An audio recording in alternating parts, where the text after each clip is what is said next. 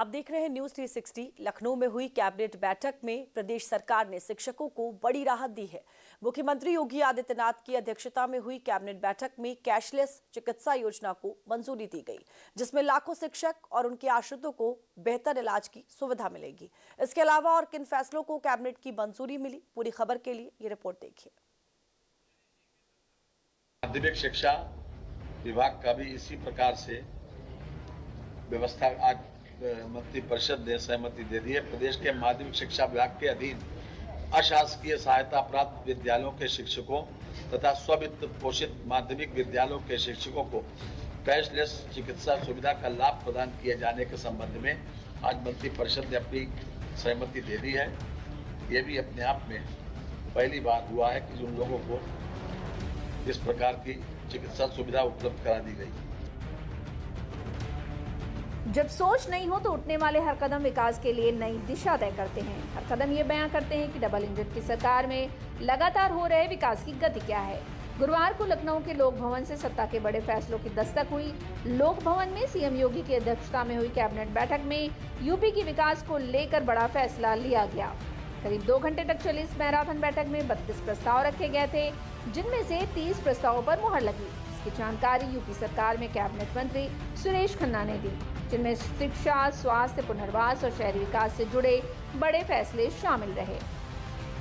UP की योगी सरकार ने शिक्षकों और शिक्षा मित्रों को बड़ी सौगात दी है। योगी कैबिनेट ने गुरुवार को शिक्षा जगत के लिए ऐतिहासिक कैशलेस मेडिकल बीमा की मंजूरी दे दी है। इससे यूपी में माध्यमिक और प्राइमरी स्कूलों के टीचर्स और कर्मचारी अब 5 लाख रुपए तक कैशलेस इलाज करा पाएंगे। माध्यमिक बेसिक्स के साथ ही एडेड और सेल्फ फाइनेंस के कर्मचारियों को ये सुविधा मिलेगी और इससे करीब 12 लाख कर्मचारियों को सीधा फायदा होगा। देखिए, लगभग 30 प्रस्ताव पर चर्चा हुई है, पास हुए हैं और हमारी प्रतिबद्धता प्रदेश के चतुर्मुखी डेवलपमेंट को लेकर के है। सबसे बड़ा उपहार जो माननीय मुख्यमंत्री जी ने घोषणा की थी, शिक्षकों को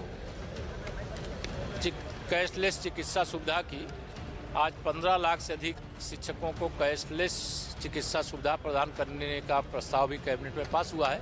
ये ऐतिहासिक निर्णय है।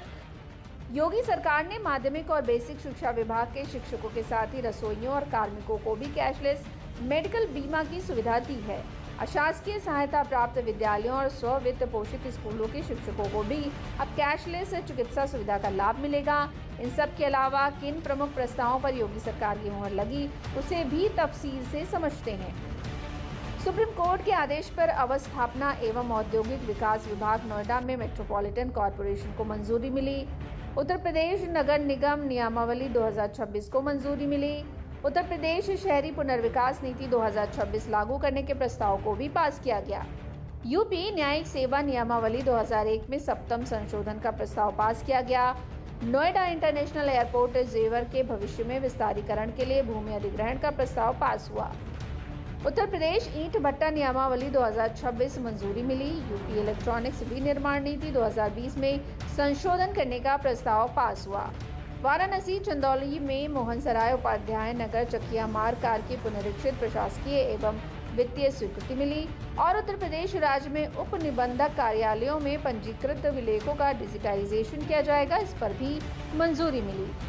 बैठक में इसके अलावा मुरादाबाद में भी नक्षत्रशाला और विज्ञान पार्क की स्थापना करने की बात हुई, जिसमें आपदा प्रभावित परिवारों के पुनर्वास को लेकर मंजूरी दी गई और पीड़ितों को सरकारी आवास और भूमि का पट्टा देने पर बात बनी। और कुछ अहम प्रस्ताव जिन्हें पास किया गया उसके बारे में कैबिनेट मंत्री सुरेश खन्ना ने विस्तृत जानकारी दी और बजट सत्र के बारे में भी जानकारी दी। पूर्वी पाकिस्तान बांग्लादेश से विस्थापित 107 परिवार झील की भूमि पर अवैध रूप से निवासरत हैं। इन 107 परिवारों में से 8 परिवार विगत कई वर्षों में अन्यत्र रोजगार हेतु निवासरत हैं। वर्तमान में जनपद मेरठ की तहसील मवाना के ग्राम नगला गोसाई में 99 परिवार निवासरत। इनको भी पुनर्वासित करने का जो है व्यवस्था की जा रही है। ये खास तौर से इन 49 परिवारों को प्रति परिवार 0.50 एकड़ भूमि आवंटित कर पुनर्वासित किया जाना है।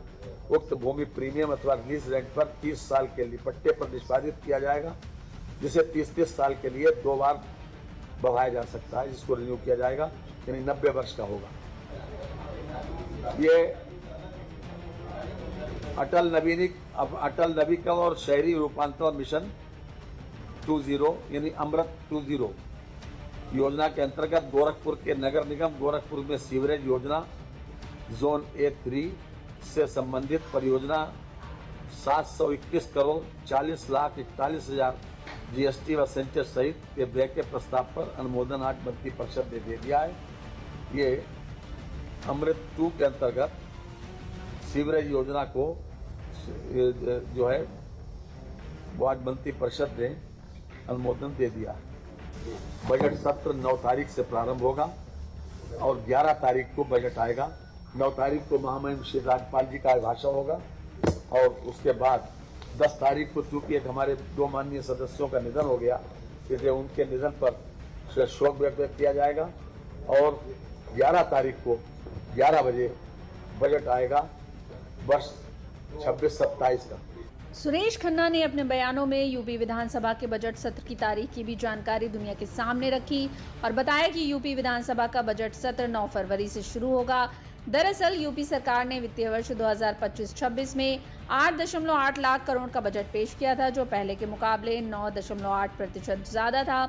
पिछले साल के बजट में योगी सरकार ने तकनीकी विकास, शिक्षा व्यवस्था, कृषि समेत अन्य कई मामलों पर विशेष ध्यान दिया था। अब एक नजर इस बार पेश होने वाले बजट की प्रक्रिया को भी समझते हैं। विधानसभा का बजट सत्र आगामी 9 फरवरी से शुरू होने जा रहा है और 11 फरवरी को बजट पेश किया जाएगा। वहीं इससे पहले 9 फरवरी को महामहिम राज्यपाल का अभिभाषण होगा। इसके बाद 10 फरवरी को विधानसभा सदस्यों के निधन पर शोक व्यक्त किया जाएगा। इस सत्र को प्रदेश की राजनीति और विकास की दृष्टि से बेहद अहम माना जा रहा है। यूपी कैबिनेट में जिन प्रस्तावों को मंजूरी मिली है वो न सिर्फ प्रदेशवासियों के लिए बड़ी राहत लेकर आए हैं, बल्कि उनके लिए काफी मददगार भी साबित होंगे, जो प्रदेश के विकास को नई ऊंचाई पर ले जाएंगे।